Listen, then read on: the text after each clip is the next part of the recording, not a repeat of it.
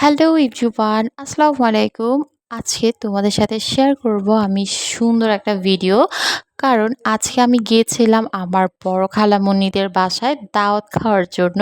আর ওইখানে গিয়ে আমি কি করলাম, কি খেলাম এই সব কিছু নিয়েই থাকবে আজকের ভিডিওটা। সো ভিডিওটা না টেনে শেষ পর্যন্ত দেখতে থাকো, আশা করি তোমাদের কাছে ভালো লাগবে।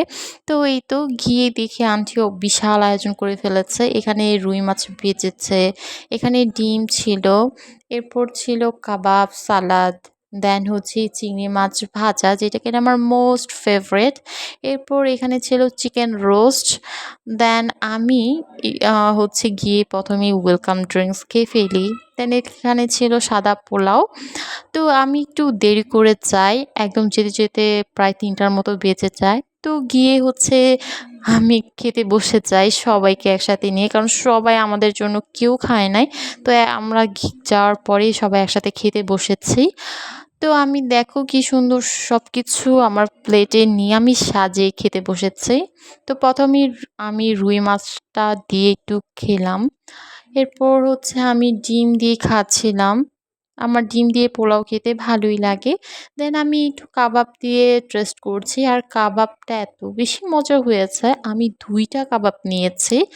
এরপর আমি চিংড়ি মাছ ভাজা, যেটা কিনা আমার মোস্ট ফেভারিট, তো ওইটা দিয়ে খেলাম। এরপর আমি রোস্ট ট্রাই করছিলাম। বিশ্বাস করবে না, রোস্টটা একদম বিয়েবাড়ির স্টাইলের রোস্ট হয়েছে। খুবই মজা আমার বড় আন্টির হাতের রান্না। তো এই তো খেতে তোমার পেট একদম ভরেই গিয়েছে। আর সর্বশেষ হচ্ছে গরুর মাংস আমি নেই। তো এই তো গরুর মাংস খেয়ে আমি হচ্ছে দুপুরের খাবারটা শেষ করি। কিন্তু এখনও কিন্তু খাবার শেষ হয় নাই। এই যে দেখতে পাচ্ছ, খাওয়া-দাওয়া শেষে হচ্ছে মিষ্টি আর দই নিয়ে বসেছি। আমি যদিও মিষ্টি এত বেশি পছন্দ করি না, কিন্তু এই মিষ্টিটা খুবই মজার ছিল আর দইটাও খুব ভালো ছিল। একটু করে ট্রাই করলাম। আর সবথেকে আমার ফেভারিট হচ্ছে এই যে রসমালাই। এই রসমালাইটা অসম্ভব রকমের মজার ছিল। আমি খুব মজা করে খেয়েছি। তো খাওয়া-দাওয়া শেষ করে বিকালে আমি একটু মেহেদি পড়ি। আমার একটা ছোট বোন আছে, ও এত সুন্দর মেহেদি দিতে পারে। মাশাআল্লাহ, এই যে দেখতে পাচ্ছ, ও কিন্তু অনেক সুন্দর করে আমাকে মেহেদিটা দিয়ে দিচ্ছে। আর আমার হাতটা দেখো কি সুন্দর লাগছে, মাশাআল্লাহ বইলো সবাই। তো এই যে দেখো আমি একটু মেহেদি দিয়ে রং-ঢং করছিলাম। আর এই পাশে এই যে এতগুলো বান দেখে ভাবছো এগুলো দিয়ে কি হবে? এগুলো দিয়ে অ্যাকচুয়ালি বার্গার বানানো হবে।